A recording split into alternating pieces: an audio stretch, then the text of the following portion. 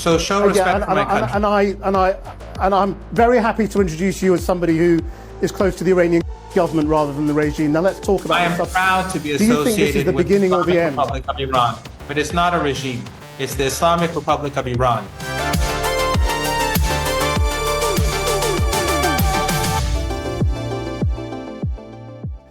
Now, in Beirut now is the Iranian academic Mohammad Marandi, who is normally based in Tehran and is close to the Iranian regime. What was the point of today's attack? Is that the beginning of a wider attack and a longer war, or is that it? The point is made. That's the end of it. First, I want to ask you a question. Did you call the person from Israel close to the Israeli regime, or was that the Republic Israel? Is it just I who represent the regime, or I'm close to a regime? What's a regime? It's the Islamic Republic of Iran. I'm happy if it means we can carry on with the conversation. I'm happy to say the government rather than the regime. Let's not get hung up on that. Respect. There are missiles being traded tonight, and it's. Yeah. So show respect for my country.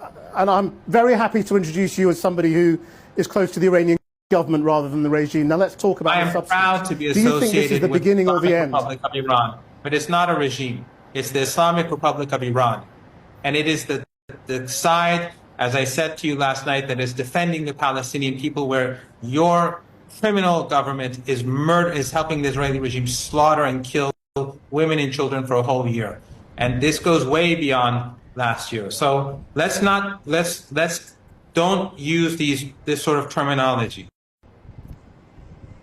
Yeah, Professor, I'm trying to do the same thing with all my guests tonight, which is to focus on the future now, because today is a frightening day for many people around the world. As Iran has launched missiles into Israel, we want to know, is this the beginning of something much bigger, or is that it? Is that the point made by Iran, and it waits to see what Israel will do?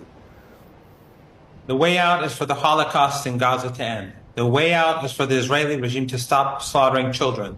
The way out is for the British regime to stop the Israeli regime from carrying out these massacres. That's the way out. The way out is when the Israeli regime bombs Iranian embassies, instead of the British government supporting the regime, the British regime supporting the regime, they should have condemned it and pulled on Netanyahu's leash.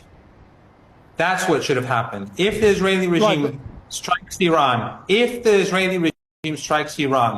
they will be hammered into submission. Iran has many more missiles, hundreds of thousands of missiles and drones that can come their way. And Hezbollah's military capabilities, as I told you last night, are untouched. So, and by the way, all that great intelligence gathering capabilities, why didn't they know that Iran was about to strike? Why didn't they know anything? So obviously, well, they did, Iran is you very. Told them, but no, but the point is Netanyahu said at the UN, and then again on television yesterday, that he would, that if Iran did anything, then nowhere is safe from Israel's weapons, and the indications are that there will be some kind of response. So, I mean, let me ask you, your opinion. The same question I asked my Israeli guest. Do you think Iran and Israel are tonight at war? Iran, if the Israeli regime strikes Iran, Iran will batter it into submission. It will batter it into submission. So it had better be careful. Enough is enough. The genocide must stop. The Holocaust must stop.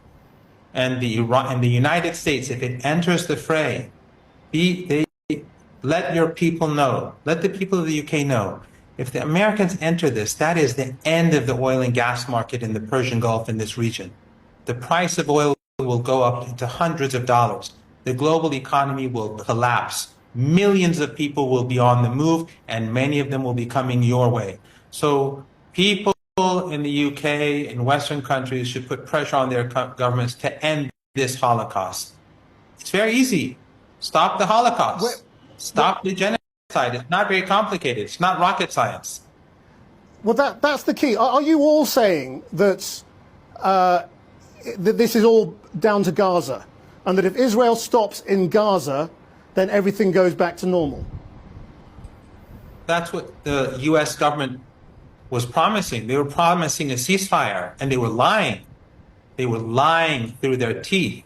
They knew they were lying. They were giving the Israeli regime time to carry on the slaughter. We all know that. Just like the two-state solution was always a lie. It was there, put there to keep everyone quiet so the land grab can continue. The Israeli regime was taught a lesson today. But this may not be enough. The Iranians are willing to go all the way to beat the regime into submission. What lesson do you think was taught? They cannot bomb our embassies and get away with it. They cannot. That's what they did. They cannot murder senior foreign guests who came to Iran for the president's inauguration and get away with it. Your government is responsible for this. Your government allows the Israelis to bomb Syria, to bomb the occupied West Bank, to bomb and slaughter in Gaza, and you're constantly justifying it. Your government is constantly trying to make it seem as if the Israeli regime has the right to do this. It's more hypocritical than any empire in the past. At least the Nazis, when they slaughtered people, they just slaughtered them. When Saddam Hussein used to murder Iranians, he just murdered them and move on. Your governments pretend that you're more civilized than the rest of us, and you help the Israeli regime use bunker busters to slaughter people day and night that I just saw over the last few days here in Beirut. Professor, so I don't believe that your government is benign in any form. Just one sentence. Your government is not benign, but your government can stop this. And your people should bear witness that if this continues, your government is responsible. Professor Marandi, thank you.